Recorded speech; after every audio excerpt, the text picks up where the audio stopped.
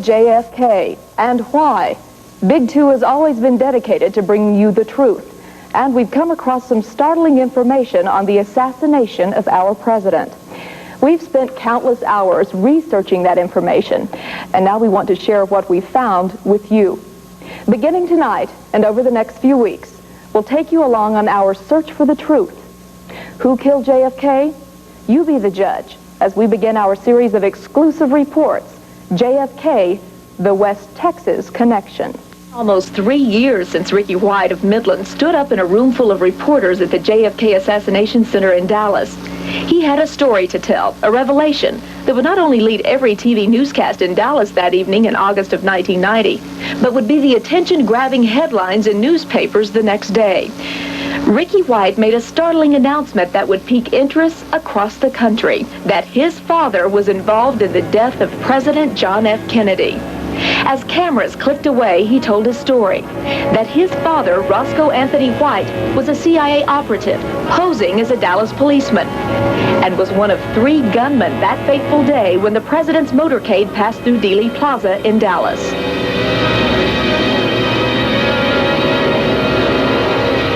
He explained to reporters how he said he had learned of his father's involvement, that in 1982, he came across his father's diary outlining the assassination plot. I would not share it with anybody else besides myself. When I found the diary, that it was a shocking, most incredible thing that one individual in this room could ever think.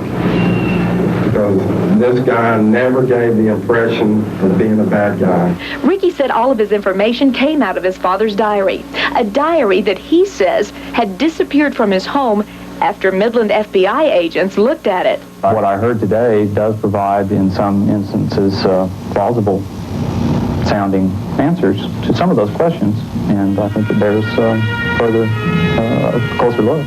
And though Ricky had researchers backing him up on his story, including those with the JFK Assassination Information Center in Dallas, there were others who were skeptical. There's too many people like Gary Mack and Dave Perry that are out there destroying the last great. They're researchers, because they've made big deals out of, well, Ricky, did you graduate from high school? Even in a big auditorium, stand up and say you're literate. This appearance on Inside Edition was just one of several Ricky would make after coming forward with his story.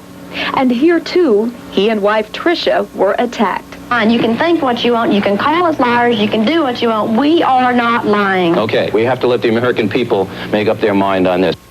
His appearance on Larry King Live would go much more smoothly. What took you 5 years to give us this diary? It took me a long time to be able to corroborate the story. Ricky would make several other appearances on the talk show circuit. But while he was away telling his story, something happened that Ricky didn't count on.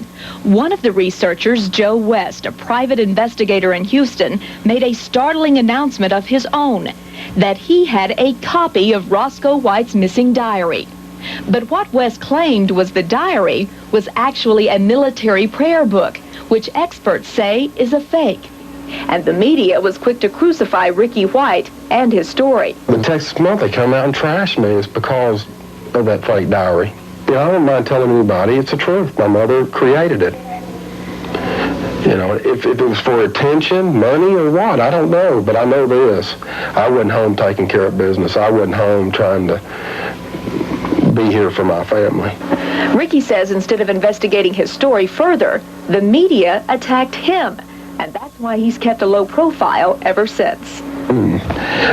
Money, greed, and all that were, in fact, it's been the truth throughout this whole slate of the story. And the media came after me. 29-year-old unemployed oil equipment salesman from Midland. But in fact, he did have a job. One blow after another blow after another blow, and then it just wasn't worth it. While Ricky White has stayed out of the limelight, researchers and conspiracy experts on the assassination of JFK have brought his father's story back to life. And in the Oliver Stone movie JFK, the alleged gunman behind the grassy knoll was wearing a Dallas police officer's uniform. Since Ricky's revelation in 1990 and the release of the movie JFK, dozens have come into the JFK Assassination Information Center in Dallas, supporting the conspiracy theory, placing Roscoe White as one of the gunmen in Dealey Plaza. And while Roscoe White's involvement has gained momentum, another West Texas connection to the JFK assassination has surfaced, this time in Crane. Researchers are checking out leads that guns stolen from a ranch in Crane County may have been used to assassinate Kennedy. They asked me if I had had some guns stolen out here at any time. And I said, yeah, there were 2 guns stolen, a .22 and a .35 Remington that were taken out of the barn. I said, well, what's the connection here? And they said, well, we think these 2 guns may have been used in the assassination of the president. And I said, you've got to be kidding. Is there a reason you didn't tell anyone about this before? Investigation had been so that they had a man that was fixing to blow the whistle on this whole thing. And I said, well, who is it? And they said, well, we're not going to tell you. But they said, we want you to keep silent until you hear about this on TV. Revelations like this one from Crane County rancher Calvin Smith are why the JFK Assassination Information Center opened its doors in Dallas. We'll take you there tomorrow night at 10. And here's a question to think about until our next report. Did JFK's assassins practice their craft in West Texas? You need to watch tomorrow night at 10. Midlander Ricky White says his father Roscoe was in the Marines with Lee Harvey Oswald, the believed lone assassin in the killing of President Kennedy. Researchers checked out his story and believe his father was involved.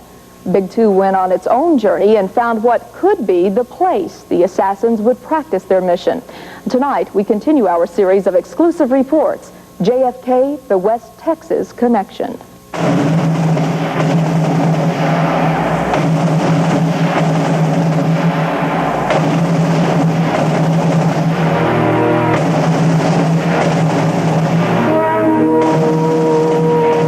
Country's most notorious murder mystery. And 30 years later, we're still not sure who killed President John F. Kennedy. So many unanswered questions has led many to believe a conspiracy exists. And that's the reason behind the JFK Assassination Information Center in Dallas, which opened its doors in 1989. It was here at the center in the late spring of 1990 that Ricky White of Midland walked in and told workers his father killed JFK. When Ricky came to the center in the spring of 90, we said, why do you think your father killed John Kennedy? And he said, well, I found his diary, his journal, and it said he was one of the shooters behind the picket fence. We said, well, let us see the diary. He said, well, I haven't got it. The FBI took it from me.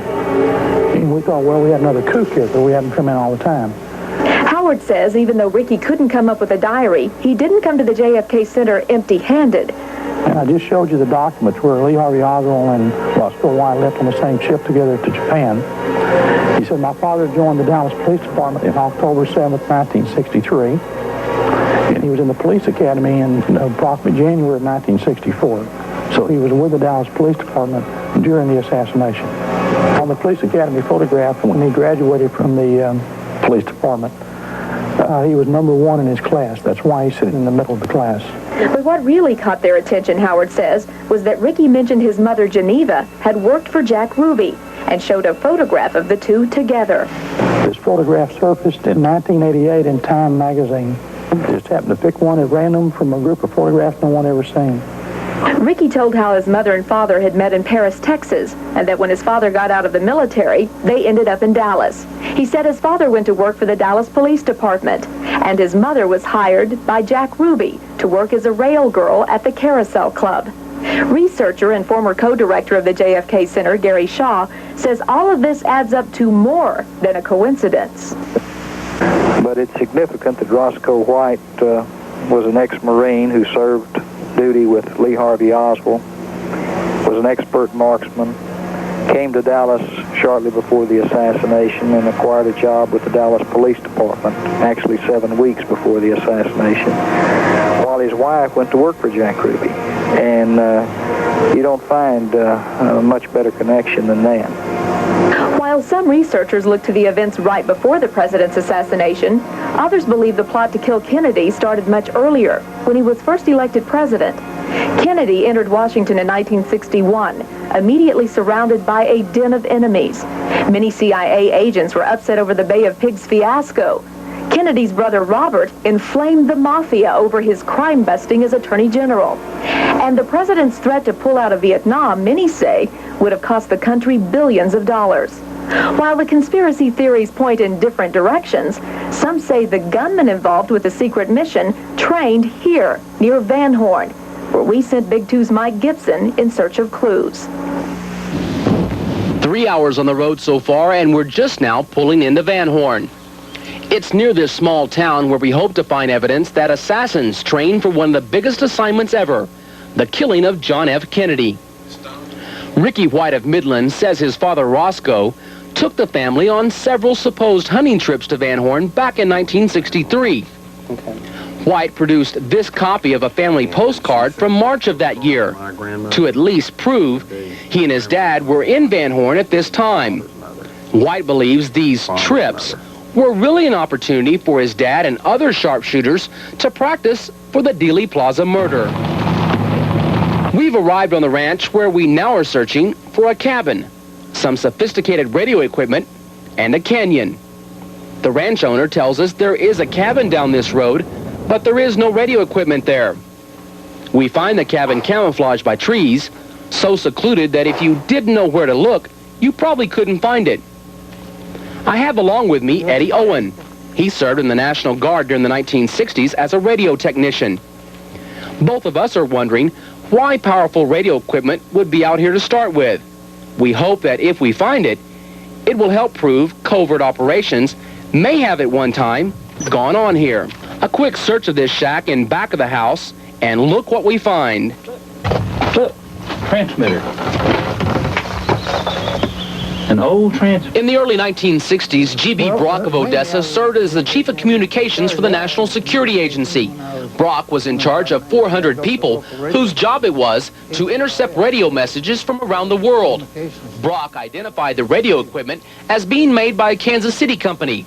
It was built before World War II, primarily for export to South American countries. When I first saw it, I thought, well, this is an illegal operation, I'm sure, out there in Van Horn. What else was it for? And there's nothing legal out there going on that you would need that type of communication. And I don't know what the purpose of that would be if it wasn't an antenna. Now, that antenna is headed towards Mexico City. I mean, it's a directional type of antenna. And I have books that's got that same type of antenna.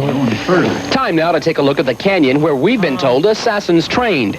Ricky White says he went back to this ranch several years ago, and when he looked out over this area, it was too scary because I arrived, and have you ever been at a place that you know you've been there? much of what you've seen and heard in our story could at one time been found on the big screen. These are scenes from the movie Executive Action. The only possible scenario is 3 rifles with triangulated fire. This early 1970s production had a short-lived run. It was yanked after showing for 2 weeks at theaters. Maybe this movie got too close to the truth.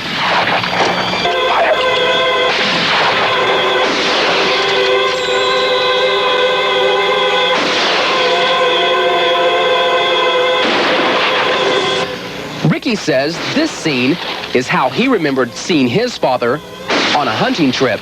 7 seconds and 2 misses. It's probably a kill, but we're 2 seconds overtime. So who shot JFK? Well, if you believe what you've seen and heard tonight, the answer may lie within this canyon. In Van Horn, Mike Gibson, Big 2 News.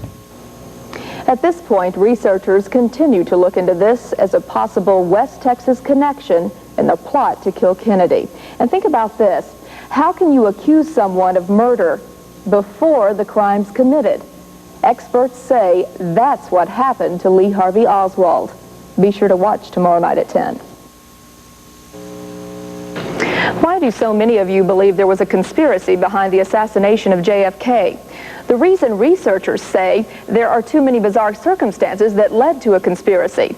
And when the West Texas connection first surfaced in 1989, many experts say that connection filled in a lot of missing pieces to the Kennedy assassin puzzle. Well, tonight, a look back on the day that will never be forgotten, November 22nd, 1963. Another part in our continuing series of exclusive reports, JFK, the West Texas connection.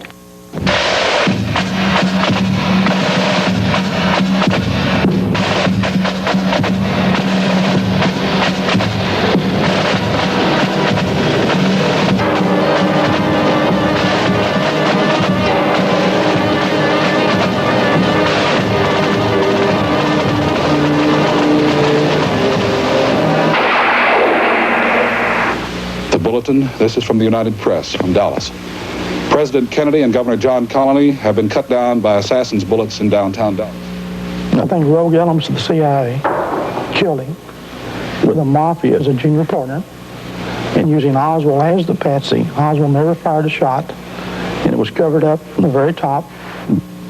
Larry Howard, who's the director of the JFK Assassination Center in Dallas, will be spending the rest of his life looking for evidence to solve the assassination of John Kennedy in November of 1963.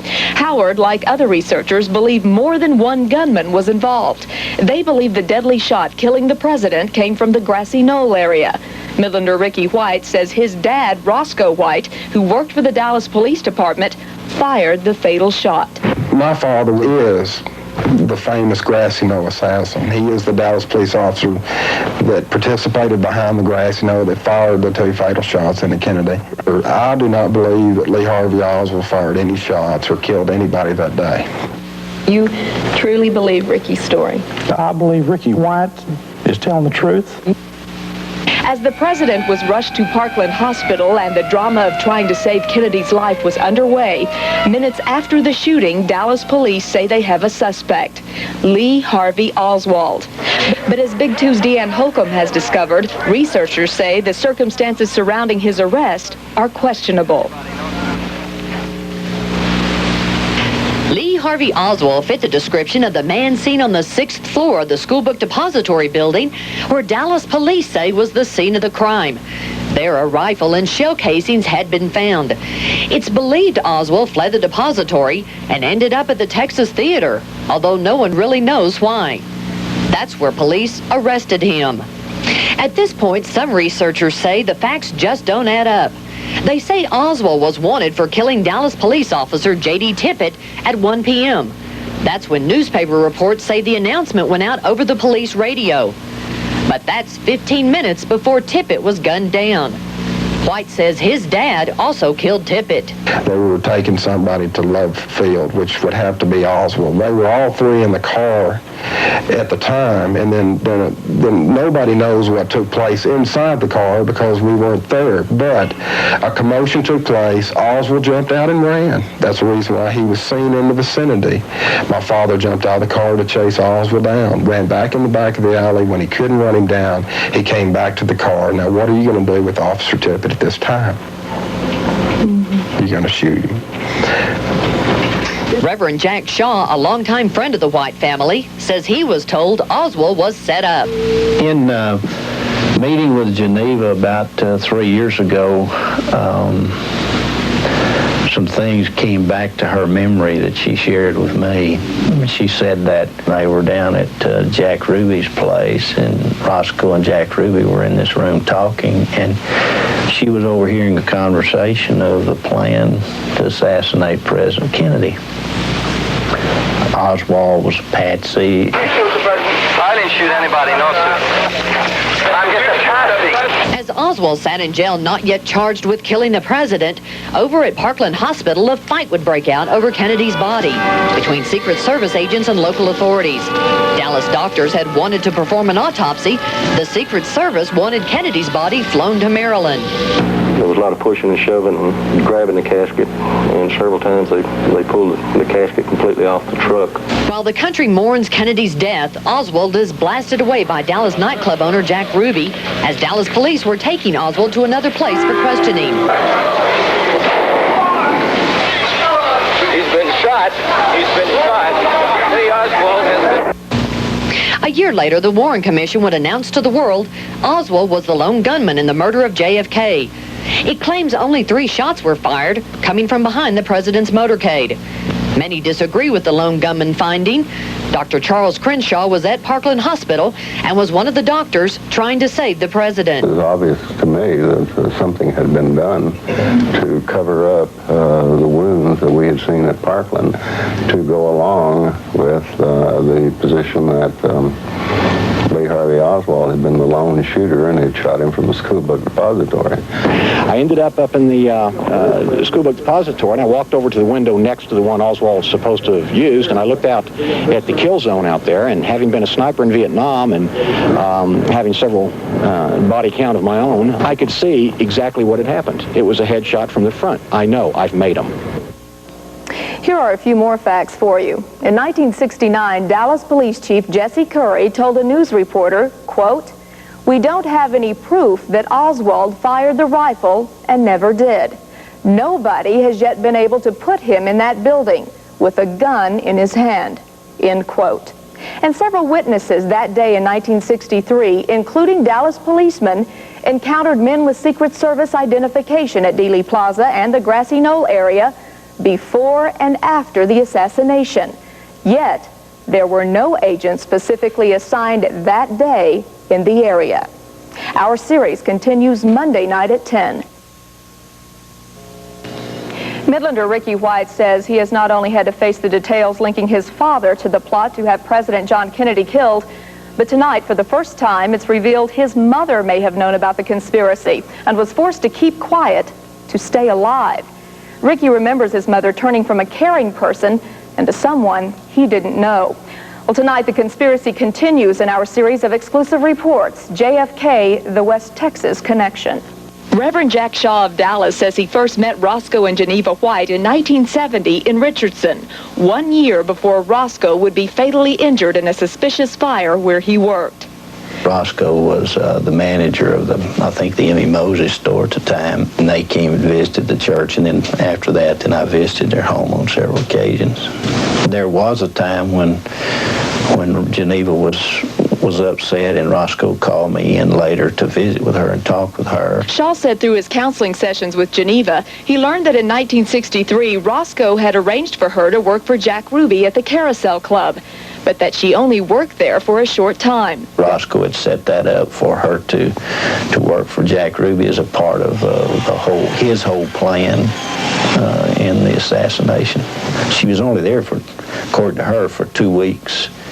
And that's when it all blew up, and Roscoe got her out of there. Shaw says Geneva confided in him that she had overheard a conversation between her husband and Ruby, plotting to kill the president, and that she heard names mentioned, including Lee Harvey Oswald, Dallas police officer J.D. Tippit, and others.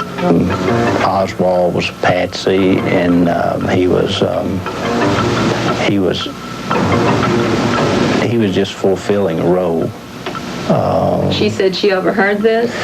She overheard the plan that included Oswald and included others, and she overheard what part Roscoe would play, what part Jack Ruby would play, that sort of thing.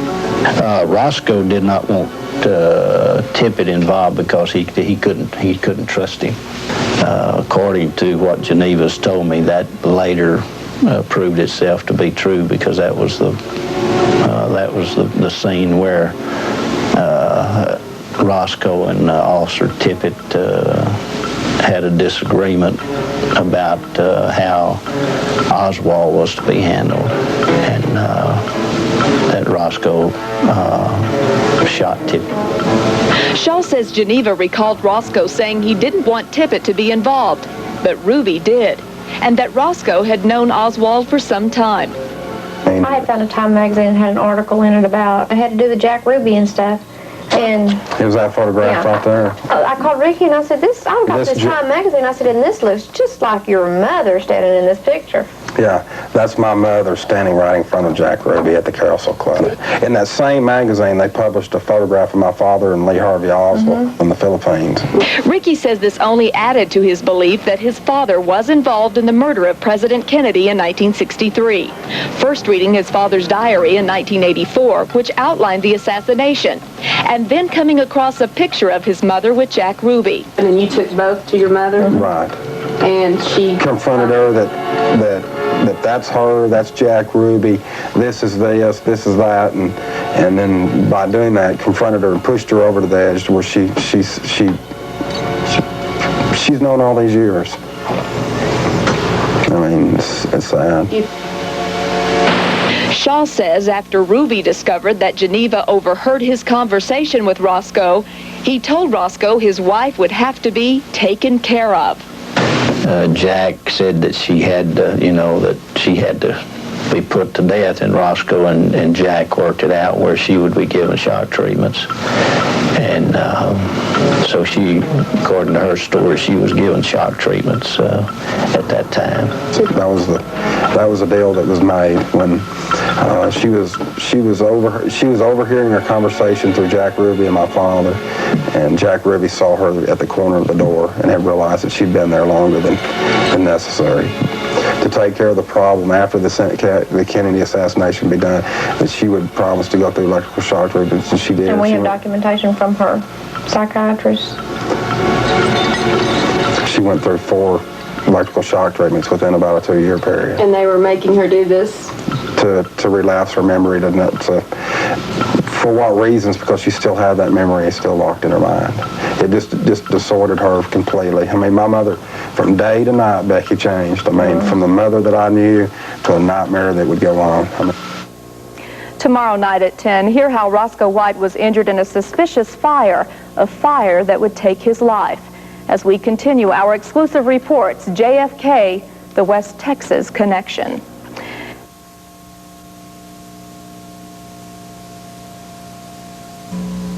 Who was Roscoe Anthony White? According to his son, Midlander Ricky White, he was one of several gunmen who took part in the assassination of President Kennedy in 1963.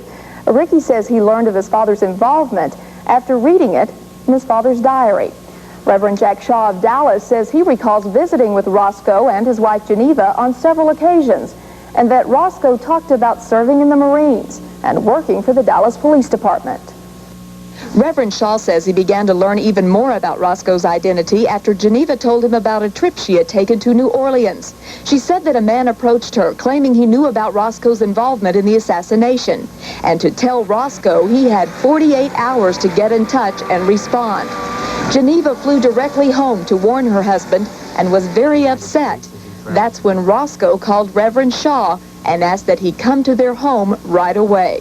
Geneva said you were called to our home because I had requested Roscoe to bring you over, and I'd asked Roscoe to tell you everything, and he could not bring himself to tell you, and the reason he couldn't was for fear of your life. But Shaw says what Roscoe did tell him was enough to spark anyone's curiosity. That Roscoe told of his background as a Marine and as a Dallas police officer. And that wasn't all. As he talked about being a policeman, he talked about wearing a wig and disguising himself.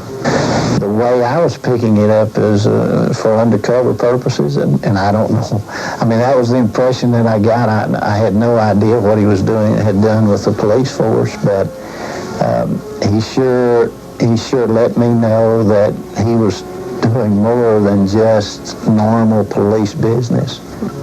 And he showed me some pictures that were very intriguing. And I don't want to talk about who they were, but I've seen a picture of him with some top government officials, and I could not understand that. Are they still alive today?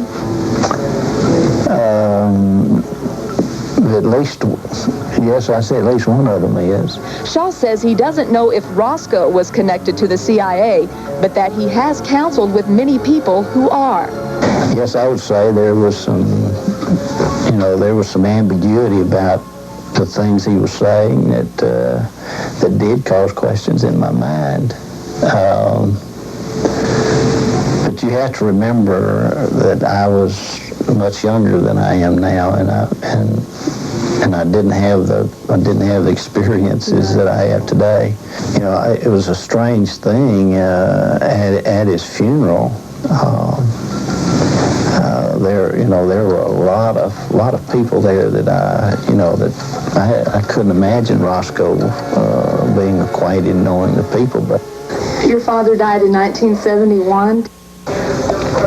It was in 1971, and it was at M&M Equipment Company in Dallas, Texas. And he had gone across the street for a break, had went over there with another gentleman, Decoded, And when they had returned back to the work area, he had reached down to pick up a torch to fire it off. And then somebody had came in and cut the acetylene hoses where the bottom part of the floor was filling up with acetylene. And the fire just igniting, starting the fire. There was a gas can placed up underneath the bench, which was the secondary fire, which engulfed him. Roscoe was taken to Parkland Hospital's burn unit, where he lived for about 24 hours, and Reverend Jack Shaw was with him when he died. He said this wasn't an accident.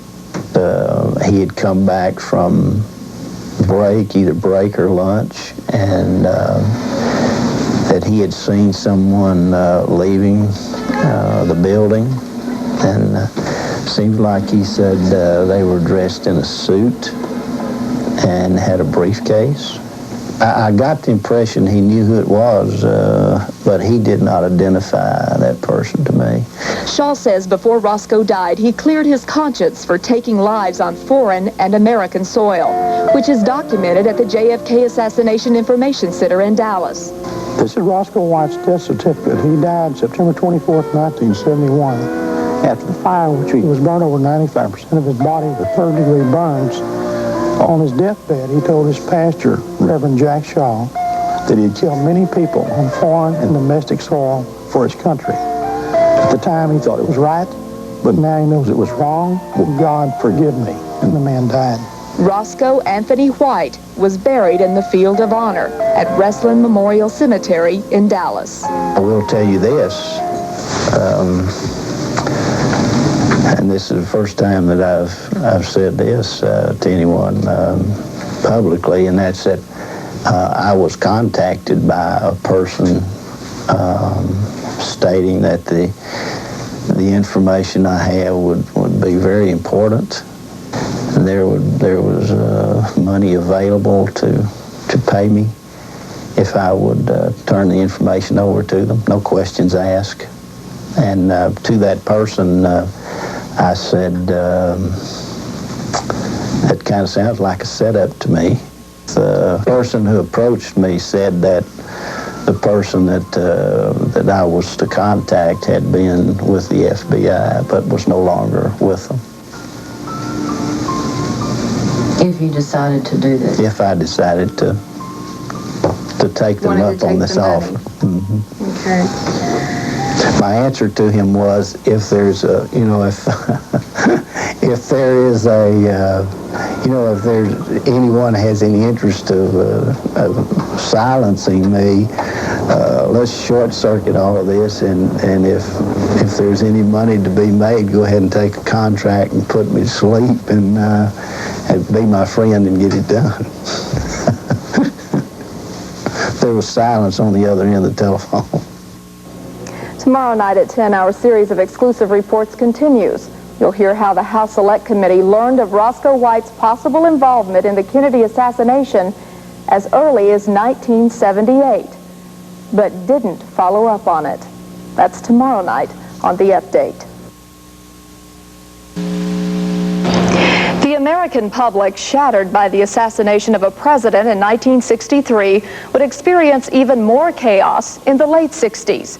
The Vietnam War escalates. Civil rights leader Martin Luther King is slain, and Robert Kennedy is assassinated in Los Angeles as he's campaigning for president.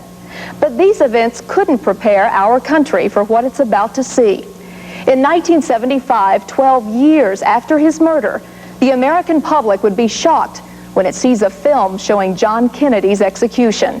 And for Midlander Ricky White, this same year, he and his mother would be questioned by Washington investigators looking into the alleged conspiracy behind Kennedy's assassination. Tonight, we continue our series of exclusive reports, JFK, the West Texas Connection. Viewer discretion is advised.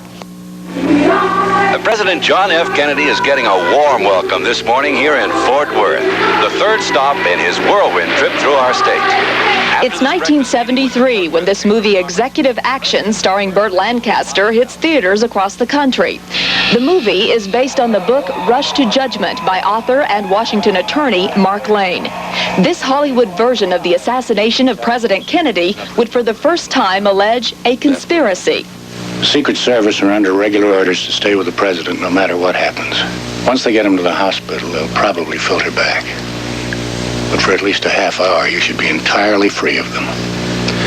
I'll have 6 men with Secret Service credentials in Dealey Plaza. Their insignia for this trip, incidentally, is double white bars on red. Lane, who wrote the screenplay, says orders from upper management forced him to take out any CIA connection in the plot. Lane says the movie was a financial success, but short-lived. 2 weeks after its premiere, it was pulled out of theaters, and by 6 months would completely disappear until 1991, when it was released again, this time on video. But whose order did the film get pulled? Lane says no one knows for sure. Let's now fast forward to 1975. Allegations of a cover-up explode when Americans see for the first time Kennedy's execution. It's called the Zapruder film, shot by Abraham Zapruder, who captured the president's arrival in Dealey Plaza. As the car came down, the last shot hit him almost directly in front of us. Researchers say as you look closely at the film, it shows the probability Kennedy could have been shot by a bullet fired from the front. Although he didn't know it at the time, in 1975, the same year the Zapruder film was released, Midlander Ricky White would have a brush with his father's secret identity. An identity he says he now knows as the gunman behind the grassy knoll. In 1975, in Paris, Texas, there was a break-in where Ricky White and his mother lived. And the people that broke in stole a box of material, assassination-related material. In this box of material were all of these photographs that Roscoe White had. Howard says the men who burglarized the Whites' home were arrested in Arizona with the stolen photos still in their possession. The police took the material out of the car. They realized it was assassination-related, so they informed the FBI. The FBI comes in, and lo and behold, here's a photograph of Oswald no one's ever seen before. A year later, in 1976, the stolen photos turn up in Washington, D.C., in the hands of the newly formed House Select Committee on Assassinations. Members of the committee traveled to Paris, Texas, to talk with Ricky White and his mother. Out of the blue, they asked Geneva White if she's ever worked for Jack Ruby. She denies it. In 1978, a family friend, who we will call John Doe, warns Ricky that the House Select Committee is going to peg his father as the #1 shooter in the Kennedy assassination. Ricky doesn't believe him, but when the committee volumes, Roscoe White's name is mentioned in the investigation. So even in '78, the House Select Committee knew about Roscoe White, but never followed up on it. And though Geneva White denied it in the late 70s, what reason would the House Select Committee have to ask if she had ever worked for Jack Ruby? We may never know. But what we do know is that more than 10 years later, Geneva would admit to Ricky that she in fact had worked for Ruby in 1963, just prior to the assassination of the president. That revelation came after her picture was spotted in a magazine with none other than Jack Ruby. Tomorrow night at 10, a man believed to have been involved in the conspiracy, who we'll call John Doe, confronts Midlander Ricky White, about how his father is about to be fingered as the triggerman in the plot of Kennedy's assassination. You won't want to miss it. Those who know who he is will not speak his name, but what we've been able to find out about this man is intriguing. Midlander Ricky White says this family friend came to him in 1978 with a warning. Ricky says that warning was that the House Select Committee on Assassinations was about to key his father, Roscoe White, in the murder of President Kennedy. So who is this man? And why does he claim to know so much? Well, tonight, our series JFK, the West Texas Connection, continues. Ricky White's father, Roscoe, died in 1971 after he was burned over 95% of his body in what Ricky says was a suspicious fire. Ricky says 7 years later, in 1978, a family friend told him his father was about to be implicated in the Kennedy killing by the House Select Committee on Assassinations. And at that time, 2 weeks after our visit, they did come out with a verdict that they were 99% sure that they was a grassy knoll assassin. I mean, they couldn't prove who he was or where he came from, but they knew that there was a man standing there at the grassy knoll. Still, Ricky says he didn't believe his father's friend, who we will call John Doe, to protect his identity. He had just got out of the hospital. He had been shot twice in the abdomen and had probably been left to die. And This person, John Doe. yes, it was a very good friend of my father's before he died. Ricky says he didn't believe what John Doe told him that night in 1978 until 1985, when he started reading his father's diary. When I came across a part in the diary which was leading up to the assassination, and then that's when I realized that John Doe was telling me the truth. Ricky says his father's diary didn't become interesting until he read up through the year 1960. And then from 1960 on, my father lived a very interesting life, a double life than anything that I ever knew of him. Can you tell us some specifics? Not on record, I can't. I mean, there's known things that my father was involved with that I'd rather just stick with the John F. Kennedy. Although Ricky chose to reveal little about John Doe's identity, Reverend Jack Shaw, another family friend, did tell us what Ricky's mother told him about the man. That person had been doubling for Oswald to give Oswald an alibi, or to set Oswald up related to being in another location, specifically in Mexico, coming out of the Russian embassy. I got the impression that he was flying in from somewhere else. Not just him, but others were flying in and would be in place for taking care of the assassination. Could this man possibly be John Doe? Yes. Sources close to John Doe tell us that since he learned of our plans to report on the Kennedy assassination, he has disappeared. If I tell you John Doe's name, and if I'm right, will you tell me more? Well,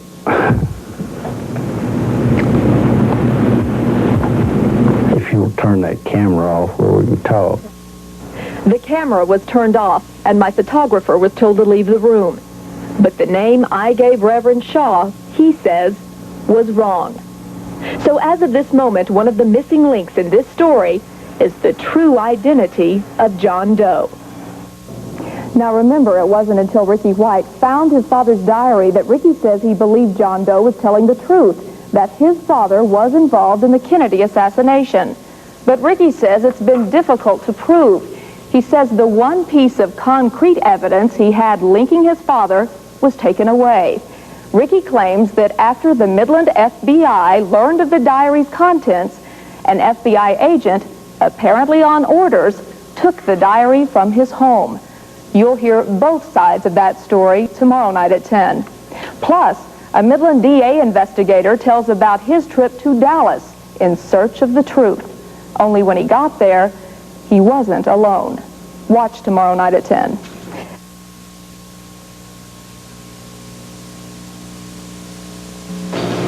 Tonight we continue our series of exclusive reports, JFK, the West Texas Connection. In 1971, Roscoe Anthony White, a former Marine and at one time a Dallas police officer, died after a suspicious fire in Paris, Texas. It would be years later before his son, Ricky White of Midland, would come across his father's military footlocker. Time would pass before Ricky would really examine the contents of that box, but when he did, his life would change forever. Among his father's possessions, Ricky found a small black diary. In it, he says, were the shocking details of his father's involvement in the assassination of President Kennedy. Ricky says his father used code names to refer to himself and others who positioned themselves in Dealey Plaza that fateful day in 1963. His code name was Mandarin, and the other gentleman's name was Lebanon, the guy that was in the book depository, and Saul was located in the records building. Also among his father's possessions, Ricky says, were a bank bag, a key to a safety deposit box, and a receipt for $200,000. He claims his father, Roscoe White, Jack Ruby, and Dallas police officer J.D. Tippett all had accounts at this bank. When Ricky and his mother, Geneva, checked on getting into the safety deposit box, bank officials told them they would have to probate his father's will, giving them power of attorney. But Ricky said that would have cost a lot of money he didn't have. And that's when Ricky says he asked Midland DA Al Shorey for help. just it led on Al wanting more information, and more. Him and J.D. Lucky came to the house 3 or 4 times and sat on the couch and went through everything and looked at everything and read everything. I know 3 times. I know they came over 3 times and went through the same stuff. Everything, Ricky says, except his father's diary. Did J.D. Lucky or Al Shorey touch that diary? See it, open it up, look at it, anything at your house? No. Why was that? No, I kept it at a distance. I always did. I never did hand it to anybody or give it to them. The people that did ever see it or did read it did it without my permission. One of those people Ricky is referring to was employed as a babysitter. She agreed to an interview, but only if her identity was kept secret. Did you see the diary? Have you ever seen the diary? Yes, I have seen the diary, but at the time I did not know. I just knew it was a book that I was not supposed to be looking at. I remember seeing names, but I couldn't tell you the names. I remember seeing numbers. Ricky says 2 Midland FBI agents also looked through the diary without his permission after they came out to his house demanding he bring any assassination-related material he might have to the Midland Federal Building. It was Butler that introduced himself first to me. And then Ron Butler? Ron Butler. And Ferris was standing beside him.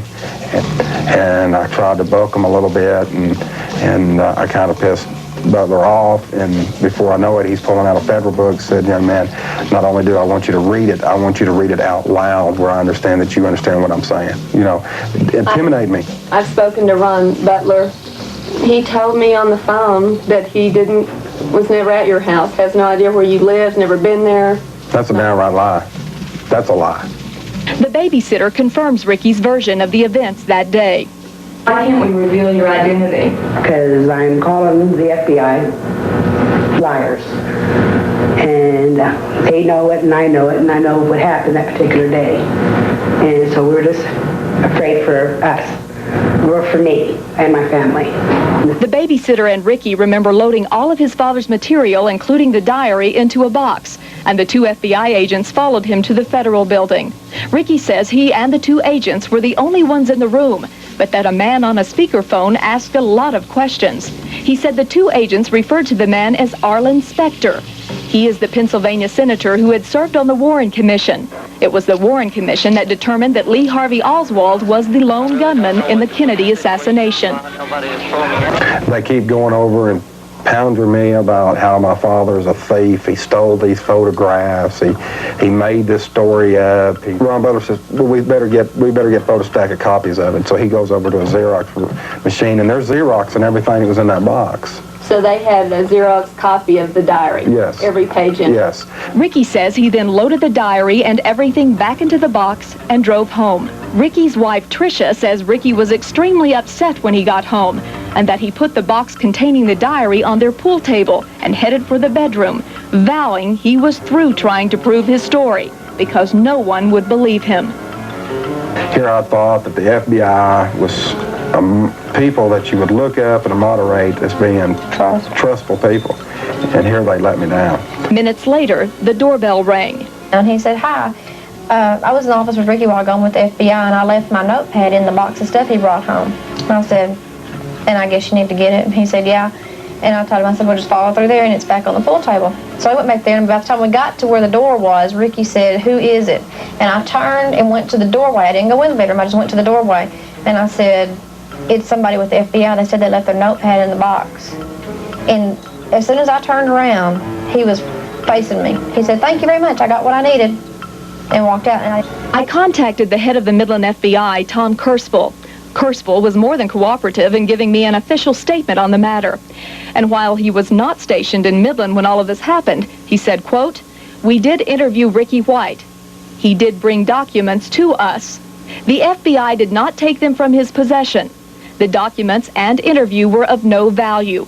We never saw a diary, and one has never been in our possession." And the denials of the FBI that they did not see or did not take the diary, from my experience with that agency, just don't wash. If Ricky White's story is worthless, then why in January of 1988 did the FBI send a special agent to accompany Midland DA investigator J.D. Lucky around Dallas in his search for the truth? Lucky had gone there to look for a safety deposit box in which Ricky White believed his father had stashed $200,000. Did the FBI accompany you on this trip? They did. Did you go and oversee or look at these areas? The night before, and that next morning, we went to these banks and savings and loans to see if that key would work in those safety deposit boxes. It did not. You were aware of a secret document on the City of Dallas Police Department. Investigator Lucky said that the FBI had met with Ricky White, had seen the pictures and diary. Is that correct? I never said that. The FBI, to my knowledge, never saw the diary. We never saw the diary. How do you think they could make such a mistake on this? I mean, is that easy for... Well, it seems like they would want to... The only thing I'd say is that he may have misunderstood me. When our attorney first contacted one of the agents in Midland, he said he almost threw up on the table. And I think that's the approach they've taken about this entire story, because it's very disturbing to them that this is all coming out. I contacted the Dallas intelligence officer who filed the report on investigator Lucky and read him the part where he says Lucky made the statement that the FBI had met with Ricky White, had seen the pictures and diary. He told me, quote, "If that's what it says in my report, that's what I was told. My reports are accurate." We also obtained the handwritten notes made by Officer Beavers before the report was typed and turned into the captain overseeing the intelligence division. The handwritten notes match up with the report. So you decide, was there a diary? And if there was, did the FBI take it? JFK, the West Texas Connection continues Sunday night at 10. Our story takes us to Crane. Were the guns stolen from a ranch near there used to murder President Kennedy? Find out Sunday night at 10 on the Weekend Update. When we come back, Jay Gordon Lunn and your weekend weather forecast.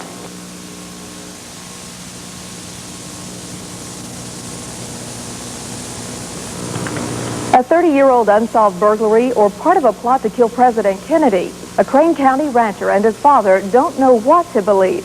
They hadn't given much thought about the two guns stolen out of their barn in the early 60s. After all, that was almost 30 years ago. The guns were gone, the case never solved, so they thought that was the end of it. And it was, until a few years ago when a private investigator from Houston and another man showed up asking lots of questions. Questions the rancher and his father have kept to themselves until now. They asked me if I had had some guns stolen out here at any time. And I said, yeah, there were two guns stolen, a .22 and a .35 Remington that were taken out of the barn. I said, well, what's the connection here? And they said, well, we think these two guns may have been used in the assassination of the president. And I said, you've got to be kidding. But the two men were not kidding. They were acting on a tip from an informant who they say had ties to the mob. Joe West, a private investigator from Houston, and Gary Shaw, then co-director of the JFK Assassination Center in Dallas, were the two men who visited the Smith Ranch. They had been working extensively on this case for some time when information led them here. Joe West and I made the trip to Crane, Texas, because of information we had from an informant, a man who had organized crime ties, who said that prior to the assassination he stole rifles from a ranch near Crane, Texas, and delivered them on orders to Jack Ruby in Dallas. And he was of the opinion that at least a part of those weapons were used in the assassination of the president. Although Shaw would not release the informant's name, he did say he was a large black man who at one time was a heavyweight contender and fought the likes of Sonny Liston and Floyd Patterson. It was a big track, so it must have been a pretty big man that did it. The first thing I noticed was the barn door being open. I noticed that the guns were gone out of this pickup. The door on the pickup was open. Could the person who left the footprints along this fence line really belong to West and Shaw's informant? We felt that there was truth to what the man was saying because of his background in the criminal network. The Smith Ranch wouldn't be the only stop private investigator West would make in Crane County. The former sheriff says he turned up at his office as well, asking a lot of questions and wanting to see that burglary report on the stolen guns. The sheriff told him he'd be more than happy to oblige, only that report had disappeared. Becky, I have no idea where it is. We have looked and looked. We've gone back in our old records and looked, but we just haven't come up with a lot of reports as far as that goes. The informant told Shaw and West that 3 of the guns he sold to Jack Ruby were high-powered, very accurate hunting rifles. Far, far superior to the throwdown gun, which is what I call the 6.5 Mannlicher Carcano that Oswald allegedly used, which was a piece of junk. Pandemonium, but total confusion at this point. Hardly anyone who was more than 30 or 40 feet away from the presidential limousine realized that the president had been shot. It'd be hard to believe, though, that one of our guns could have possibly done that. Is there a reason you didn't tell anyone about this before? They told me, they said, we want you to understand that we would like for you to keep this silent, that they had a man that was fixing to blow the whistle on this whole thing. And I said, well, who is it? And they said, well, we're not going to tell you. But they said, we want you to keep silent until you hear about this on TV. A year later at a Dallas news conference, Midlander Ricky White made a startling announcement that his father, Roscoe Anthony White, a former Marine and Dallas police officer, took part in the Kennedy assassination.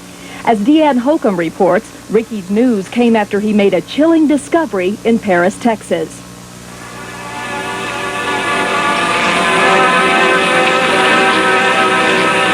In July of 1990, Ricky White says he discovered something he believes his father had hidden away in the event of his death.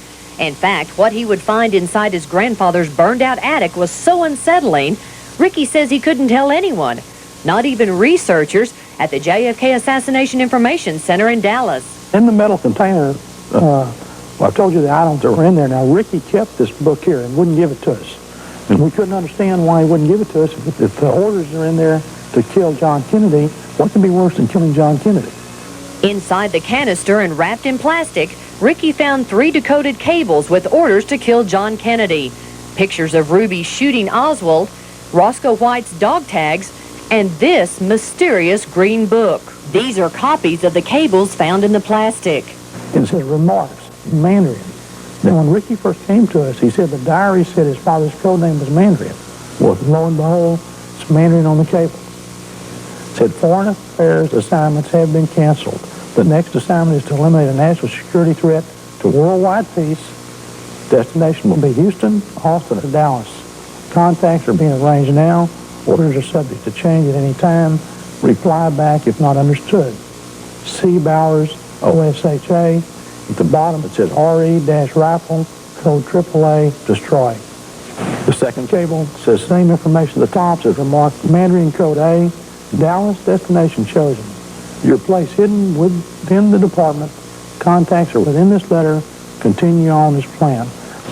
The third cable dated December 1963 says stay within department. Witnesses have eyes, ears, and mouths. The next word we can't decipher. Due to the mix-up, the men will be in to cover all misleading evidence soon. Stay as planned. Wait for further orders. And though the cables would be considered possible evidence in the death of our president, the worst was yet to come. What Ricky couldn't bring himself to talk about with anyone could be found inside the Green Book. Researchers call it the Witness Elimination Book, where Roscoe White had listed those he had murdered. This is 2 pages out of the Green Book. It's a shorthand book turned upside down, starting in the back, and then newspaper clippings glued onto each page. The pictures on the left is of John Kennedy and Robert Kennedy. If you notice, John Kennedy has a slash across his head. That means he's dead. Oswald's dead, and undoubtedly the girl on the right is dead also. But Robert Kennedy's not. Now, significant to this, at the very bottom, it says, Godhead going after tail later, which means probably Robert Kennedy. And sure enough, he was assassinated later. Now, that phrase was not known until 1980. That's what Carlos Marcello said to one of his mob figures. We got the head now, we're going to have the tail later. In the back of the book, it says 28 people died under witness program, and then a series of numbers which we don't know what they mean, and it's signed Roscoe Anthony White and his signature. It wouldn't be until Howard... Los Angeles to meet with movie director Oliver Stone that Ricky would tell Howard about the Green Book. Though Howard says they met with Stone and he offered to buy the rights to the Roscoe White story, they never mentioned the book that Ricky had taken with them. And as far as accepting Stone's offer, Howard said they turned him down. I said 2 reasons. One, the story's not fully investigated yet. It's got some flaws. And 2, we're scared to death. If these cables we have are legitimate, there's only 4 of us in the world that know where they are and who has them, and we feel our lives are in danger. Howard would later work for Stone as the conspiracy consultant on the movie set of his controversial blockbuster, JFK. It was before they left the Los Angeles airport that Ricky gave Howard the Green Book. And as their plane approached the Dallas airport, something would go terribly wrong. The plane was coming down, almost touching the runway, and it gave full power and took off again, which is very unusual. It was a 767. It circled the airport 2 or 3 times and landed at a remote runway that we didn't even know existed. Howard says the flight attendants told them to evacuate the plane down the chutes immediately. So, we're thinking, oh boy, what is this? And I'd taken the Green Book because Ricky had given me the Green Book at the LA airport, and I'd looked at it and put it in my briefcase. It was in the overhead rack. So when people were trying to get out of the plane, I was going the wrong direction because I was going to get the Green Book out because the diary is already missing. So I got it out and stuck it in my pants. Fortunately, Howard says he and Ricky safely without injury. But there were others who weren't so lucky. We were standing there. That car drives up, FBI. They're circling the plane. The men that got out, the plane is sitting there with nobody around it, and these special government cars drive up. So we get at the airport, we finally get back to the center, and I call a friend of mine that works at Delta. I said, what happened on this flight? He said a bomb threat was called into the LA airport when y'all took off. And in the newspaper article, it says the FBI searched the plane. Ricky says a small group of independent oil men in Midland now own the rights to the Green Book and are having it researched.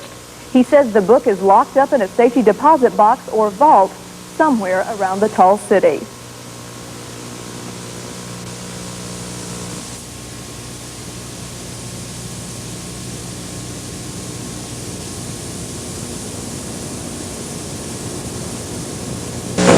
You probably haven't seen many pictures of Lee Harvey Oswald, the man tagged the assassinator of President John Kennedy.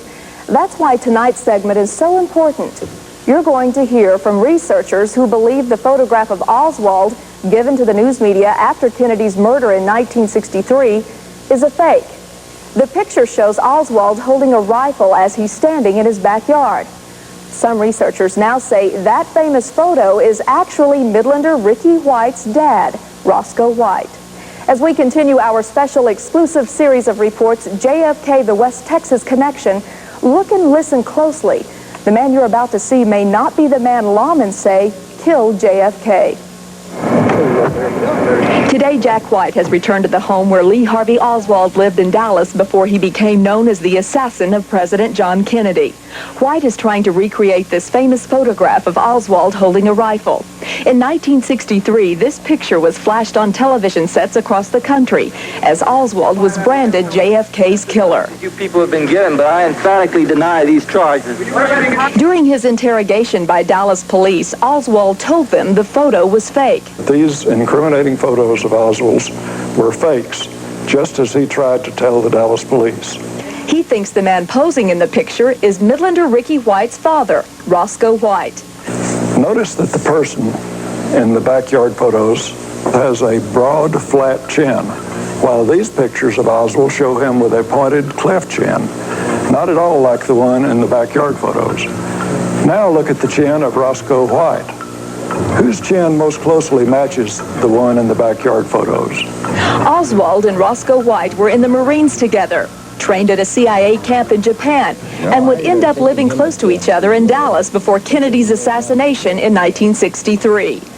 Roscoe White had just been hired on at the Dallas Police Department. These close connections, plus investigative work by Jack White, has convinced JFK researchers the photo could be Roscoe White, not Lee Harvey Oswald. White was about the same height as Oswald. In fact, there were many physical similarities between the two, with the exception of the neck and chin. Roscoe had a thick neck with big sloping shoulders, while Oswald had a thin neck with narrow shoulders. When I enlarged the photos of Oswald and Roscoe to the same size and laid one over the other, I was astounded to find that the height, posture, and even some features are an identical match. Also, it is known that Roscoe suffered a broken right wrist which never healed properly and left a slight lump on his arm. Oswald had no such lump. In this backyard photo, there's a noticeable lump on the figure's right wrist. It certainly seems to me that the figure in the photo could be that of Roscoe White. Jack White, a photo analyst and commercial artist in Dallas, has been working on this fake photo theory for nearly 30 years. He believes Roscoe White was put in the Dallas Police Department by the CIA to make sure Oswald was set up as Kennedy's assassin. I believe Roscoe White was placed on the Dallas police force to help frame Oswald for the assassination. When Oswald was arrested, 2 photographs of him with a gun were found. However, suspicion over the photos grew after a burglary in 1975 at Ricky White's mother's house in Paris, Texas. That's when a 3rd Oswald photograph turned up.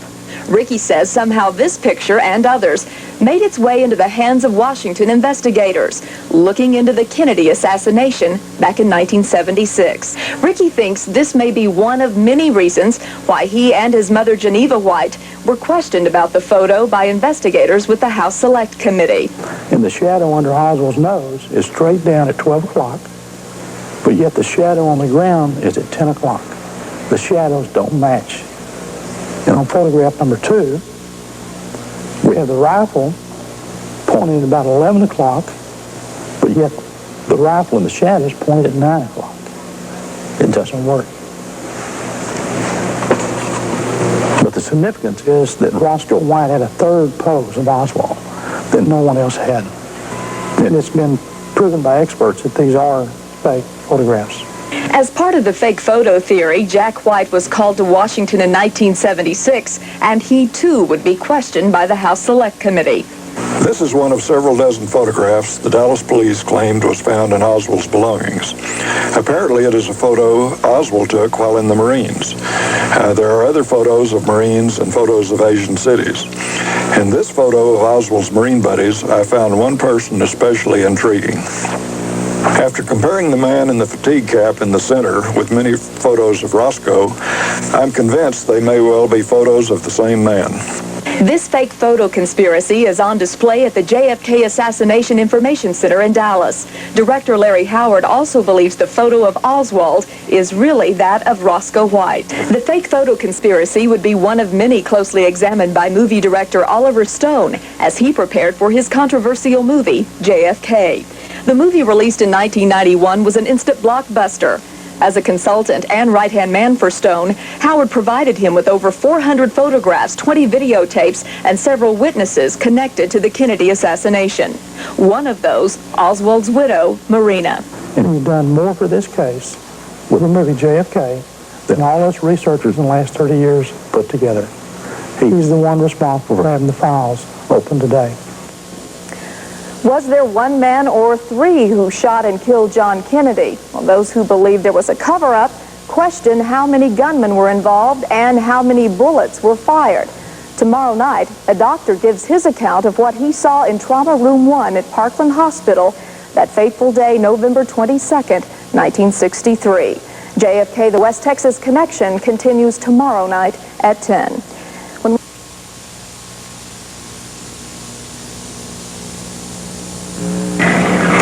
While many say there was a conspiracy to kill President John Kennedy in 1963 and have it covered up, one doctor says there was a medical conspiracy as well. For nearly 30 years, Dr. Charles Crenshaw kept silent about what he saw at Parkland Hospital, where Kennedy was brought in after being shot in downtown Dallas. The reason he speaks out today, Crenshaw says the autopsy pictures of Kennedy have been altered. As we continue our special series of exclusive reports, JFK, the West Texas Connection, tonight, Big 2's Deanne Holcomb takes a look at the medical journey into how Kennedy died.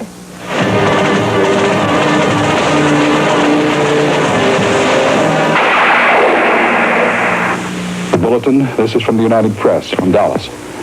President Kennedy and Governor John Connally have been cut down by assassins' bullets in downtown Dallas. They were riding in an open automobile when the shots were fired. The president, his limp body carried in the arms of his wife Jacqueline, has rushed to Parkland Hospital. All I can say is, where is the wound in the back of the head that 27 people saw that's not in the autopsy pictures? Dr. Charles Crenshaw was 30 years old and a resident doctor at Parkland Hospital on the day President John Kennedy was taken there after being gunned down while riding in his motorcade in Dealey Plaza. As a trauma doctor, he would be used to treating gunshot victims, stab wounds, and victims of car accidents. But none of this had prepared him for seeing the President of the United States lying on a gurney, hanging on to life. People in suits were running around. People were crying. There were all kinds of problems with the perimeter. The FBI didn't know the Secret Service and vice versa. I got to see the entrance wound before he made this incision through it. And then, of course, the tracheostomy tube was put in place. He still was not breathing well. What was going on? Was it just total silence? What was happening? There was very little said because it was such a gripping moment. I think we did our procedures rather quietly, kind of like a team. Everybody was working to get an airway going, to make him breathe correctly and establish circulation. But there wasn't a lot of talking at all. Do you remember what you were thinking at that time? Well, I was thinking that I'd trained all my life to be a surgeon, and here was a traumatic wound to the President of the United States, and I couldn't do anything about it. The assassin's bullets had done more to kill Kennedy than Crenshaw and the other doctors could do to save his life. But his toes were exposed, and I'll always remember Mrs. Kennedy as she came in with Admiral Berkeley. She stopped and kissed his right great toe before she went forward to hold his right hand and to listen to the mass that was being given by the priest there. And then he was given the last rites. I was thinking about all of our world had just been changed by a couple of gunshot wounds. The United Press reports that the president died at 1:35. Chaos at Parkland Hospital would continue as word spread of Kennedy's death. And then I was surprised that they got the Justice of the Peace, Theron Ward, from Garland to drive into Parkland and to sign the death certificate and to release Kennedy's body in the face of being told by Dr. Rose that was against the law. It was against Texas law, and they could not move the body. And the phalanx of guards, I don't know who it was, looked at him and said, "We're taking this body out with the Secret Service. This is the President of the United States." And I really believe that they were rolled over on top of Dr. Rose. Tired, depressed, and in shock over the president's death, Crenshaw was even more amazed at news reports that there was a lone assassin, Lee Harvey Oswald, responsible for killing Kennedy. The reports also told how the bullets fired from Oswald's gun hit Kennedy from behind. But that's not what Crenshaw saw in Trauma Room 1. The feeling of all of us was that the bullet wound had gone in the throat here, the lower third of the throat, was an entrance wound from the front. And likewise, I felt that the wound in the back of the head was a tangential shot above the hairline, here, right in the right rear of the side of his head. You could put your fist in it. While Crenshaw questioned this latest revelation, never in his wildest dreams did he think he would come face to face with Kennedy's believed assassin. But that's what would happen. Crenshaw and other doctors would be ordered to go to the emergency room. As Crenshaw walks in, he sees Lee Harvey Oswald. Here, 2 days later, Oswald was hanging on to life after being shot by Jack Ruby. He had an operating team ready to go immediately, and his anesthesia was pure oxygen because he was in extreme, profound shock. He had no pressure, but he did have a pulse. Inside the operating room, Crenshaw is tapped on the shoulder and asked to take a phone call. Picked up the phone, and this voice, like thunder, said, "This is the President, Lyndon B. Johnson. How is the accused assassin doing?" And I said, "Well, he's lost a lot of blood, but he is holding his own." He said, "There's a man in the room, and I want him to be able to take a deathbed confession." Oswald wouldn't have been able to talk even if he had survived. A code of silence took over at Parkland Hospital The reason, Crenshaw says fear of the unknown surrounding Kennedy's death is why many of the doctors, including himself, decided to keep quiet. He says the scope of corruption to cover up seemed so powerful that he, like the others, feared for their medical careers. In 1991, when Crenshaw was at the JFK Assassination Center in Dallas, he saw for the first time the original pre-autopsy pictures of Kennedy, taken at the hospital in Bethesda, Maryland, where the autopsy was performed. Crenshaw was outraged at what he saw, and he promised he would not be silenced anymore. And I believe he'd gotten shot twice from the front. The second one being from the side as a tangent above the hairline, hitting behind the right ear, knocking out the size of a baseball out of the right rear part of the president's head. And for me to see the back of his head intact, I think that was just an incredible experience. Crenshaw kept his promise, and in April of 1992, his book, JFK, Conspiracy of Silence, was published. Today, Crenshaw, at the age of 60, has retired from chief of surgery at John Peter Smith Hospital in Fort Worth, although he still goes into work part-time. As Crenshaw reflects on his career and success as a surgeon, those 3 days in 1963 will always be a part of his mind, heart, and soul.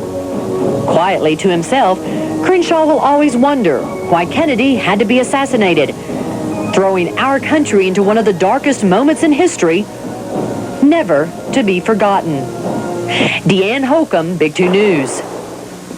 As our special series of exclusive reports, JFK, the West Texas Connection, continues. Tomorrow night at 10, it's back to Van Horn and more information on the radio equipment believed to be a part of what the assassins used as they prepared for the plot to kill Kennedy. And witnesses come forward with information about the conspiracy. That's tomorrow night at 10 on the Big 2 News Update.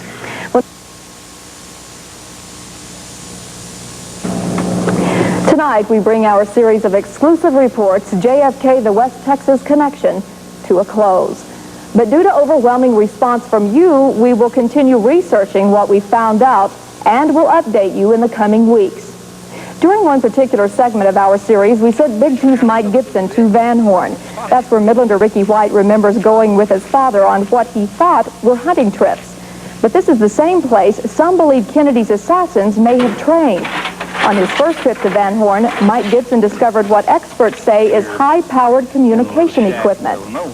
And recently, you made another trip back there, Mike, at the recommendation of local law enforcement officials. I'll let you take it from here. Thanks. Becky, I did travel back to the ranch where we first found the radio equipment. We'd been warned that if we didn't go back and try to get the radio, it would soon be gone. So we went to the ranch owner, and he agreed to let us take the items and bring them back for close examination by our radio equipment experts. We now have the communication system in a safe place. We hope that the high-powered equipment can be hooked up and tried out. Now, if this can be done, maybe we'll be able to find out for sure what the communication system was used for.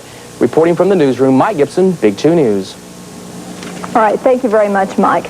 Since our series began, we have received important information, not only from researchers across the country, but from people right here in the Permian Basin who have watched our series and have come forward to tell us what they know.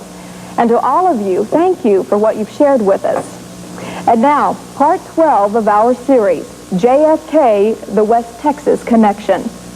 It's been almost 30 years since the assassination of President John F. Kennedy, and while America was told Lee Harvey Oswald was the man responsible for his death, not everyone would believe it.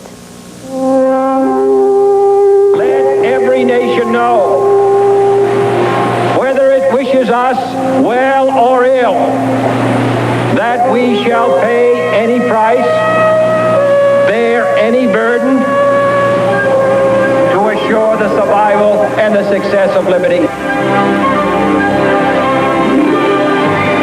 I've searched and searched for 30 years trying to find one small item that would convince me that Lee Harvey Oswald did it as the government said. That doesn't exist.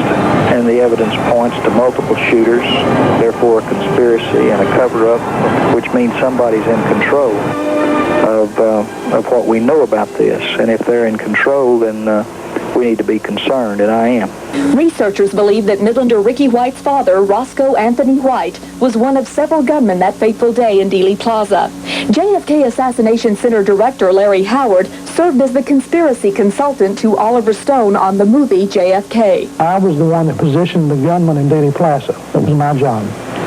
And I put the gunman, one of them, behind the picket fence where the House Select Committee said someone was, where witnesses said someone was, and where Roscoe said he was, because he marked in the Green Book where he was standing. The Green Book is what researchers call the Witness Elimination Book, believed to be a list of the people Roscoe White had murdered.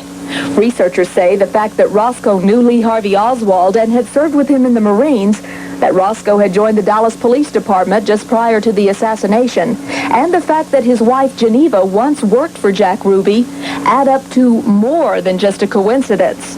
But proving it, they say, has been difficult since everyone involved has died, including Roscoe and Geneva White. But Howard says there's still hope that someone out there knows something that will tie it all together. If we solve this case, it's going to be someone walking through the door just like Ricky White did and telling us what they know. Howard says after Ricky first told of his father's possible involvement in the assassination during a news conference in 1990 and the release of Oliver Stone's movie JFK a year later, more and more people have called or come into the center to tell what they know. The first man that came to me used to work in the CIA. It was in on the Bay of Pigs invasion. And in the summer of 1963, he came to Dallas and tried to buy some guns from Roscoe White. They then went together to see General Walker, who was living in Dallas at the time, to try to get some financing for the projects that we're working on. Howard says another man owned a nightclub, and he walked into the center with his wife, telling Howard Jack Ruby was his best friend. He said in early November of '63, Jack Ruby brought someone into his club, said, I want you to meet a good friend of mine, Roscoe White. The next man was a witness in Dealey Plaza. He was across the street from where Abraham Sabruder was filming, and he fell to the ground when the shots were fired, and then he hambled on behind the picket fence where he heard the shots come from in the puff of smoke, and he was encountered by a Secret Service man with Secret Service credentials telling him to get away. The man had a rifle stuck under his coat. He was shown 10 photographs. Of the 10 photographs, he picked one out as being the man that encountered him, and it was Roscoe White. Howard says another witness said she was filming in Dealey Plaza that day and was panning toward the grassy knoll. And her camera was confiscated by the FBI the next day, and the film never been seen. But she saw Roscoe White walking down the steps from the grassy knoll area to Elm Street after the shots were fired, and she recognized him as Geneva's husband, because she worked for Jack Ruby herself. The next witness came forward. He's a principal of one of the high schools in Dallas, and was chosen to go on the shuttle flight that exploded if that girl had gotten sick. Very credible. And he was best friends with J.D. Tippett's son. And he said 3 weeks before the assassination, a man came to the Tippett house, and they got in an argument with J.D. Tippett, and it was Roscoe White. He saw his picture in the Texas Monthly Magazine in December of 1990. Woman and her daughter came to sit one night about 10 o'clock. Said, I need to tell you something. I said, what's that? Said, I was working for one of Jack Ruby's attorneys. Matter of fact, I was married to him. And he was one of Jack Ruby's first attorney. And before the assassination, and after Jack Ruby killed Lee Harvey Oswald, Roscoe White was at our place every day, before and after the assassination, arranging what we were going to do with Jack Ruby. One other witness, a woman, phoned Howard but told him she was scared to come to the center. When he met with her, Howard says she told him that her stepfather was one of Roscoe White's best friends and that Roscoe would come to their house to play cards. She said back then her stepfather was the director of one of the major funeral homes in Dallas, and he was also a reconstruction artist on bodies. And at 12:35 on November 22nd, he was called from the funeral home and said he had to go directly to Parkland Hospital. But on Friday night, he didn't come home. Saturday, he came home very late and packed the family up, and they drove to Austin, Texas, which he called a safe house, and stayed. There's a guy that ran the safe house, had a big red beard, and had anti-Castro Cuban posters all over the walls. Sunday morning, they got up early, drove to San Antonio, He made the kids play out in the yard and watch TV. When Jack Ruby shot Lee Harvey Oswald, he went out the yard and said, we can go to Dallas now, it's safe. The woman told Howard that she believed her stepfather altered Kennedy's body and later helped Roscoe White dispose of those who may have known or seen too much. What makes it interesting, her stepfather was arrested in 1975. Now remember, he's a director of a funeral home, a expert in his field. He's arrested for conspiracy to commit murder. He tried to kill the wife of the deputy sheriff, tried to burn her to death. Hit her in the head with a hammer first, then set her body on fire. Well, she survived, and I beat him. And he called on the phone to his wife's stepdaughter, said, I'm in trouble, I need to see you. And they met with him for about 30 minutes, but he wouldn't tell them what for. Then he was arrested.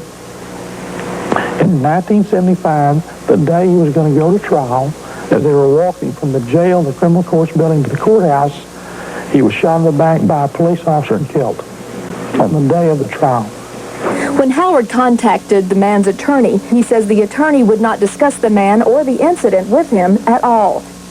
Howard says he has signed affidavits as well as videotaped each person who has come forward with information, and that he has obtained 65,000 signatures at the center to have this case reopened in Dallas. We're in the process now of going to trial in Texas, in Dallas, about the assassination of John F. Kennedy, where it should have been investigated the first time. It was a Texas murder.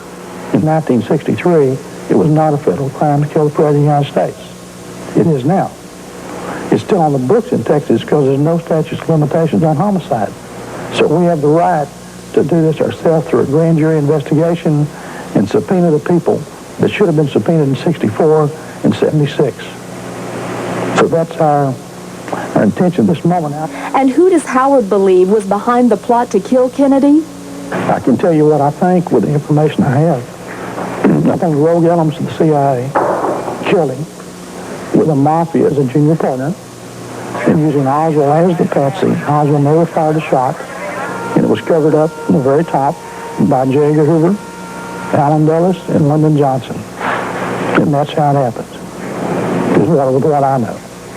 I think the puzzle is that here it is almost 30 years after the crime, and we still don't know who killed our president, and that our government has done everything within its power to keep us from knowing it. They have covered up the evidence, manipulated the evidence, destroyed the evidence, and they continue to do so even to this date. On August the 6th of 1990, the JFK Assassination Information Center in Dallas, Texas, had a news conference that went worldwide.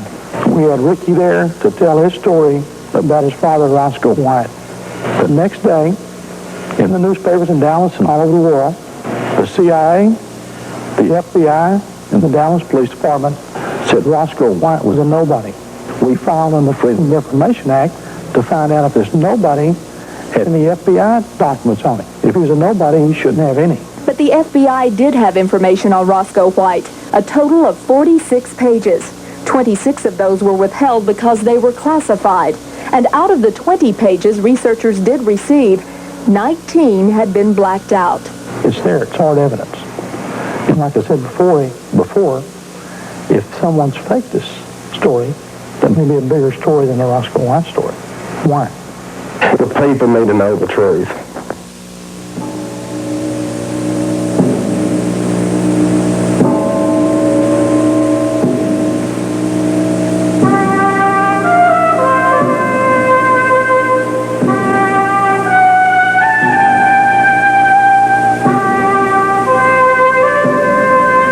In the 3 years after the murders of President Kennedy and Lee Harvey Oswald, 18 material witnesses died.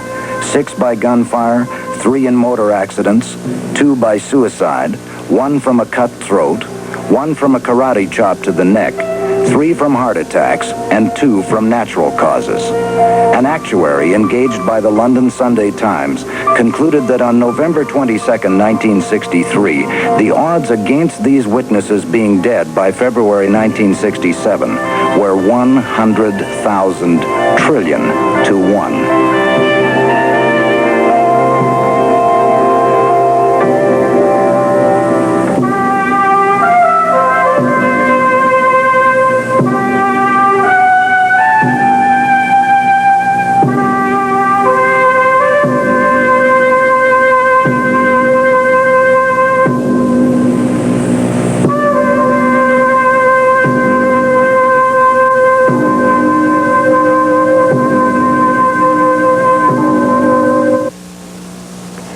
Another witness Larry Howard told me about says Lee Harvey Oswald was a good friend of his.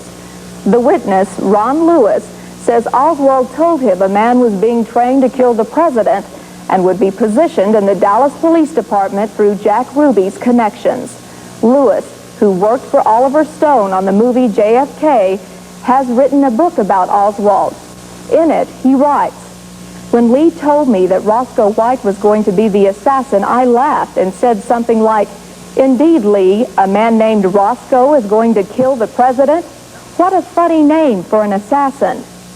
Lewis's book, Flashback, The Untold Story of Lee Harvey Oswald, was released to bookstores just last week. Our exclusive series, JFK, the West Texas Connection, will be back in a few short weeks. In the meantime, our research continues.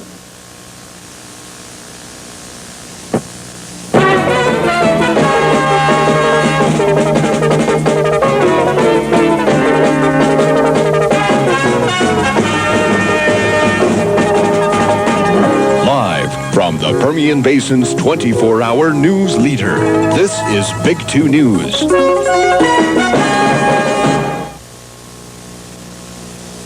If I could have had my way, I would have liked to have seen him be president. He would have made a great president. But beyond that, he served his country and his state with enormous distinction, and we're all very proud to have known him.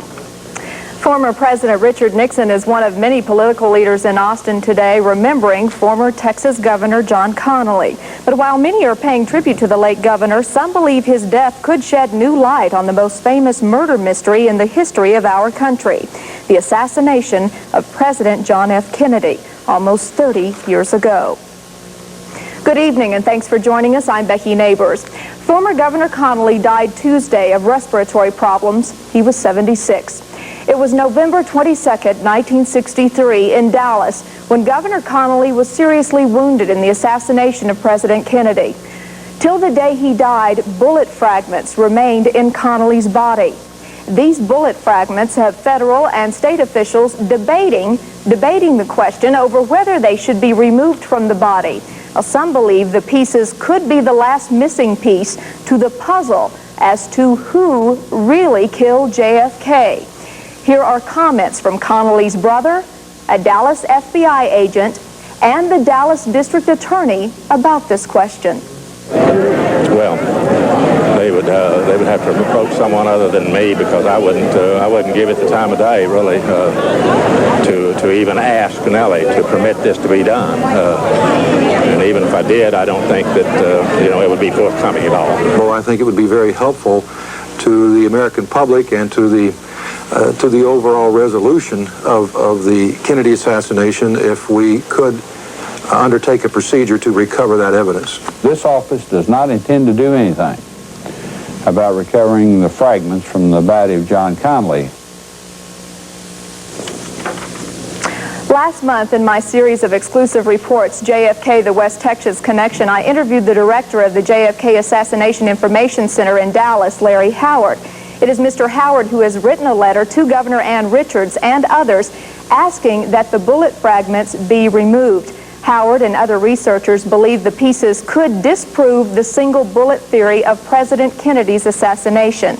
We hope to hear from Mr. Howard via telephone during a live interview. We are trying to get that set up right now. He has been inundated by reporters from all over the country trying to speak with him. We have been on the phone with him earlier and are trying to talk to him concerning his letter. But right now, it's Midlander Ricky White who says his father was one of multiple shooters that fateful day in Dealey Plaza when Kennedy was gunned down. Ricky is here tonight with me. And what do you think about Mr. Howard's letter asking that those bullet fragments be removed from Governor Connally's body, Ricky? I believe it would be a perfect opportunity to take that, to take consideration of my father's involvement in the JFK. All right. Now, for those who did not get to see JFK, the West Texas Connection, a series of exclusive reports we did here only last month here on Big 2, refresh their memory, our viewers' memory of why you believe your father was involved.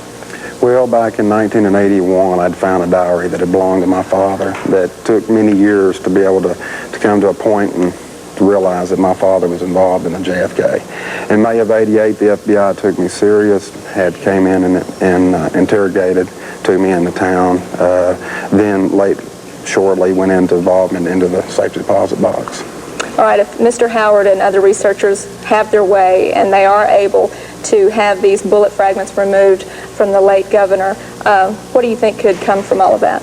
Well, it could be a good stepping stone to my father's story, and the fact that we're trying to get people involved in my father's story to help come out the truth of the JFK.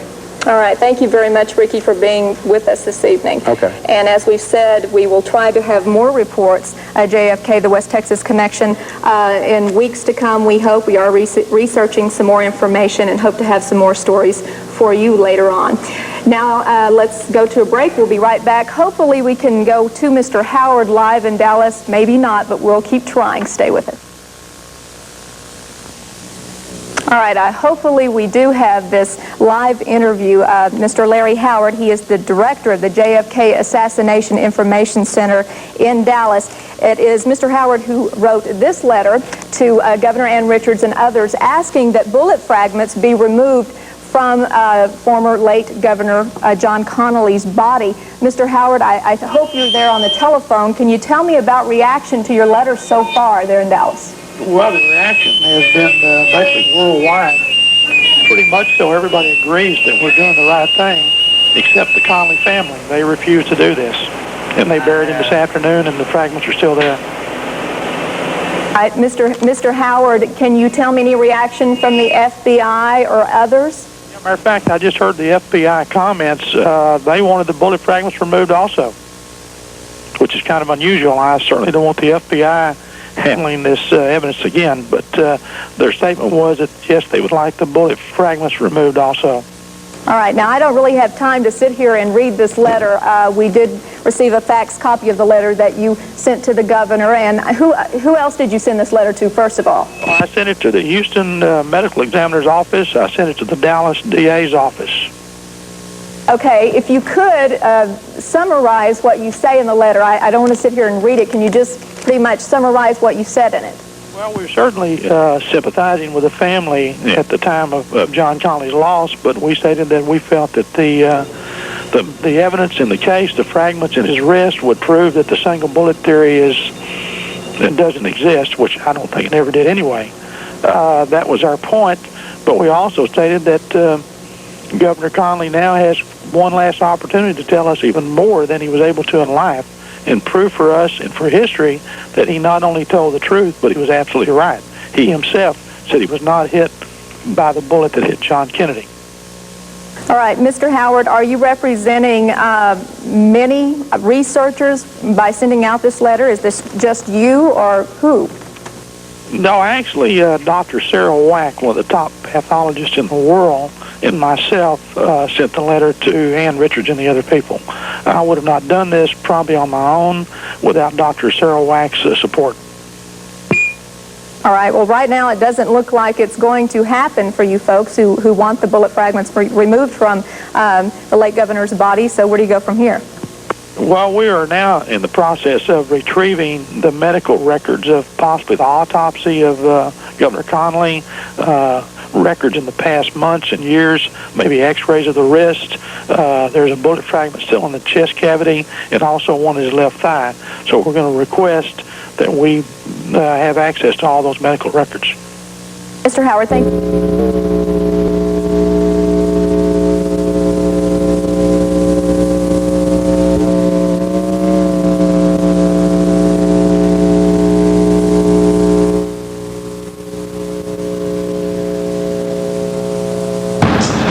My name is Ricky White. This is the story of my father, Roscoe White.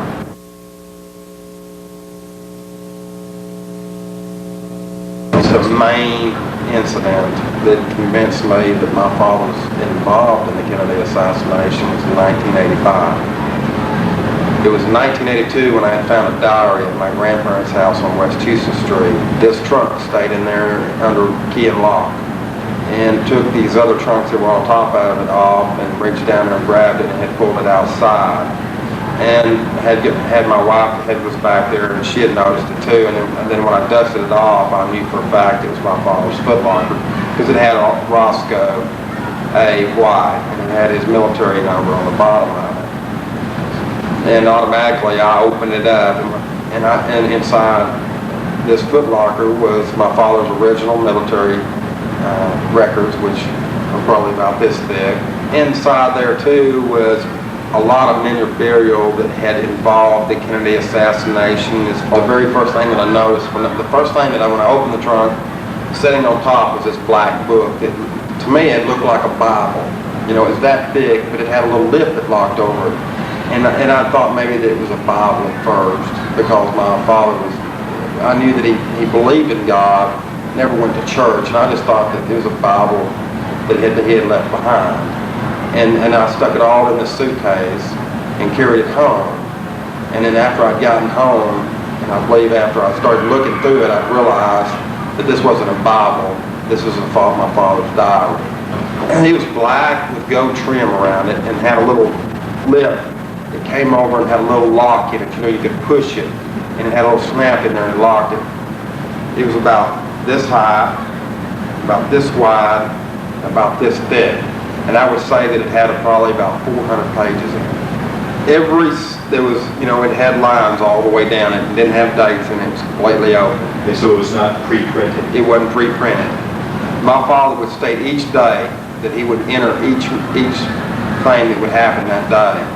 And after each one of those days, he would start another day, and then another day, and then whatever was in that day. And it started in 1957. The last entry would have been 2 weeks prior to his death in September 71. But I thought by reading this diary that I would be able to know my father, what type of person he was, how he thought, what his morals were. And it was until 1985 where I came apart through the diary where my father was involved in the Kennedy assassination. How many pages of the diary were devoted to the assassination? More than any notation in the whole diary. It was completely one whole full page on one side and another full on the other page. So it was 2 pages of documentation of the Kennedy assassination on November 22nd, 1963. And the only thing that it ever mentioned on the previous page, it was that my father had met with somebody before the next day. You would never even know in your life how I felt when I read that. I mean, words can't even say it. Because you're talking to a man that I loved and treasured and respected. What do you feel his motivation was, based on the diary, based on him, for the assassination? He was convinced through other people that he was a national security threat or a communist ally trying to, invade the United States in his own ways, and had convinced my father that this man had to be taken out. In the diary, it never stated that he was paid a dime. The only thing that was ever in the diary that he did have a safety deposit box that had money in it. And I had a receipt that's proven to me that there was $100,000 at Woodwood State Bank. I believe that $100,000 was probably not only the Kennedy assassination, but other involvements my father was prior in his life. I really do. There's no way that man could have ever had $100,000 in the bank making $800 a month. It'd take a lot of years to save $100,000. I just remember that the 21st of November, him and 3 other men had met the day before. Everything was fine. We're going to do this and we're going to do that. The entry started out as that my position was the man behind the stockade fence. Parentheses, Mandarin. Mandarin. Okay. Pearl. The man that was in the book depository / was Lebanon. The man that was in the records building was Saul. Yeah, it stated that Lebanon had got into the book depository by heating an air conditioning crew that had worked beside the building. So he was dressed as an air conditioning repairman? I believe he was. And Saul had worked for the Dallas cleaning crew at the time. It was a janitorial service that Dallas had at the time. But is there any identification as to the names of these? No, I don't know the names of them. what I know about the diary, I can place, Oswald as being the person that he admits that never fired any shots that day. And he had met up with an officer in Oak Cliff and had got in his car. And from that point there, they had gone by a rooming house where they were expecting to pick this man up to go to Redbird Field. And this man was? This man was Lee Harvey Oswald, and the officer would be J.D. Tippett. From after they had left the rooming house, and he had mentioned in the diary that this officer had honked twice, scared that he would blow a scene. And he was still in a frantic and had ran to the nearest store. Now, who ran to the store? This officer had went in and made a phone call and had came back outside. Got in the car. They wound up going to the rendezvous place. The man that they were supposed to pick up was standing there waiting on them. He got in the car. They were rushing off to Redbird Field. Where the street that they were on, Oswald had jumped out of the car 2 blocks before my father shoots officer at 10th and Avenue. And he doesn't state that he gets out of the car. After Oswald gets out of the car, he states that he just shot an officer at 10th and Avenue. Did he say when Oswald got out of the car? 2 blocks before he shot Officer Tippett at 10th and Avenue. My mother had worked for Jack Ruby for 3 weeks in September of 1963. And through her relationship of working there at the Carousel Club, she had overheard Jack Ruby and my father through a crack in the door that they were conspiring back in September, the plot of killing John F. Kennedy.